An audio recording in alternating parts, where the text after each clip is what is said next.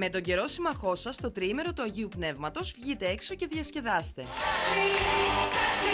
Η Σαμάνθα Φόξ αύριο, αλλά και μεθαύριο, θα βρίσκεται στη Χαλκιδική και είναι η πρώτη φορά που φέρνει στη χώρα μας την εξαμελή μπάντα της. Από σήμερα, αλλά και όλο το Σαββατοκύριακο, που ο καιρός θα είναι ηλιόλουστος, θα διοργανώνεται στα Αστέρια Γλυφάδας το μεγαλύτερο Summer Fitness Project. Έτσι, εκτός από τις βουτιές σας στη θάλασσα, θα μπορείτε να κάνετε πιλάτες, γιόγκα και άλλες δραστηριότητες. Τη Δευτέρα, 5 νεανικά συγκροτήματα θα βρεθούν στη Τεχνόπολη του Δήμου Αθηναίων για να δώσουν ατμόσφαιρα πάρτι και αέρα φεστιβάλ.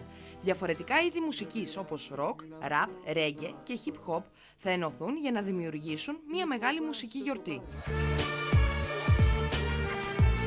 Οι Smoky Bandits ξαναχτυπούν τη Δευτέρα που μας έρχεται με καλοκαιρινή διάθεση και σκηνογραφία, μπλέκοντας τους ήχους των Βαλκανίων με τη funk και τη jazz.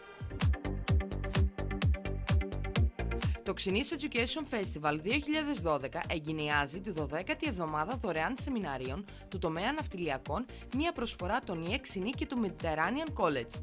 Από την 3η 5 Ιουνίου έως και την Κυριακή 10 Ιουνίου, ο εκπαιδευτικός όμιλος Ξινή, μέσα από 10 δωρεάν σεμινάρια, όπως ανάπτυξη της πόλης μέσω λιμανιού, περιβάλλον και ναυτιλία, προσκαλεί όλους τους φίλους εκπαίδευσης να συμμετάσχουν στη δωρεάν εκπαιδευτική εμπειρία.